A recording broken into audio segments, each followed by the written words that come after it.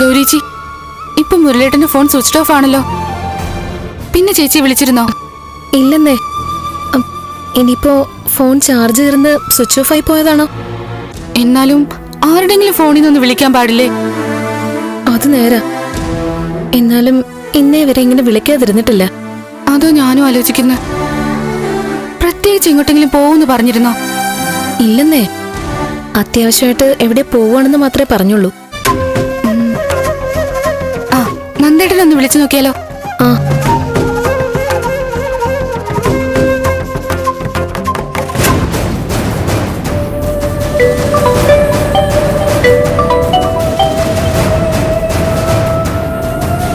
Hello. ആ, ഉമയ നന്ദേട്ടാ. എന്താ മോളെ? മുരളേട്ടൻ എവിടെയാണെന്ന് അറിയോ? എങ്ങോട്ടെങ്കിലും പോവെന്ന് പറഞ്ഞിരുന്നോ? ഇല്ല. എന്തേ? അല്ല, മുരളേട്ടൻ ഇതുവരെ എത്തിയില്ല. വിളിച്ചിട്ട് കിട്ടുന്നുമില്ല. അവൻ വല്ല ഓട്ടം പോയതാവും. ചിലപ്പോ താമസിക്കുമെന്ന് ഗൗരിച്ചിട്ട് പറഞ്ഞിരുന്നു. പക്ഷെ എവിടെയാ പോവെന്ന് പറഞ്ഞിട്ടില്ല. അതാ ഒരു ടെൻഷൻ. വിഷമിക്കണ്ട. ദൂരെ എവിടെങ്കിലും ഓട്ടം പോയതാവും. കുറച്ചു കഴിഞ്ഞ് ഞാനൊന്ന് വിളിച്ചു നോക്കാം. നന്ദേട്ടൻ അറിയാതെ ദൂരെ എവിടേക്കും പോവില്ലല്ലോ. അതാ ഞാൻ വിളിച്ചത്. അവൻ എന്നോടൊന്നും പറഞ്ഞിട്ടില്ല. കുറച്ചു കഴിയുമ്പോ വിളിക്കുമായിരിക്കും. നോക്കാം നമുക്ക്. ശരി നന്ദേട്ടാ. ശരി. നന്ദേട്ടനോടൊന്നും പറഞ്ഞിട്ടില്ലാന്ന്.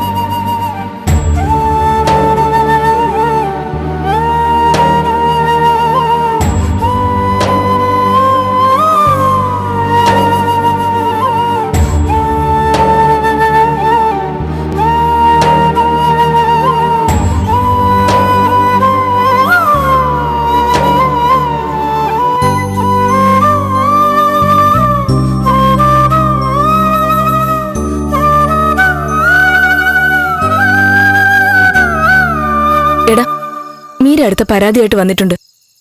അച്ഛൻ അവളെ പഴയതുപോലെ മൈൻഡ് ചെയ്യുന്നില്ലാന്ന്. സംസാരിക്കാൻ പറ്റാതിരിക്കുന്ന അച്ഛൻ അവളോട് എങ്ങനെ മൈൻഡ് ചെയ്യാനാ? അതല്ലടാ, അച്ഛനും ഇപ്പൊ നമുക്കുണ്ടായിട്ടുള്ള ഇറിറ്റേഷൻ അവളോടുണ്ട്. ഒന്നാമത് ദേവിക ഇങ്ങനെ പോയതിന്റെ ഒരു വിഷമം അച്ഛനും ഇല്ലേ? അവളുടെ കാര്യം ഓർക്കുമ്പോ എനിക്ക് ഒരു സമാധാനവും ഇല്ല. എന്താ ഏതാന്നറിയാത്തൊരു സ്ഥലത്ത് ഓർക്കുമ്പോ എനിക്ക് എന്നോട് തന്നെ ദേഷ്യം തോന്നുക. ഇവിടെ ആരോടും പറയാതെ പോയാൽ മതിയായിരുന്നു. നീ ദേവികയുടെ കാര്യം ഓർത്ത് സങ്കടപ്പെടണ്ട. ഒന്നും സംഭവിക്കില്ല. നാളെ അവള് ഭജന പൂർത്തിയാക്കി തിരിച്ചെത്തുന്നതോടെ എല്ലാത്തിനും പരിഹാരമാവും. അങ്ങനെ സമാധാനിക്കാം. ആ, ഞാനൊന്ന് കുളിച്ചിട്ട് വരാം. തല പെരുക്കുന്നു. ഡാ, നീ നിന്റെ റൂമിലേക്കാണോ പോകുന്നത്? അവിടെ മീരയുണ്ട്. നീ ലെഫ്റ്റ് സൈഡിൽ ആ റൂം എടുത്തോ. ഞാൻ വൃത്തിയാക്കിയിട്ടുണ്ട്. എല്ലാം കൊണ്ടും നല്ല അവസ്ഥ. ഇവിടെ വല്ല വഴിക്ക് ഇറങ്ങി പോയാൽ മതിയായിരുന്നു. നീ ഒന്ന് വെറുതെ ഇരിക്കുന്ന എന്താ? ഇപ്പൊ നിന്റെ ദേവി നിനക്ക് വേണ്ടി മുത്തപ്പനോട് പ്രാർത്ഥിക്കായിരിക്കും.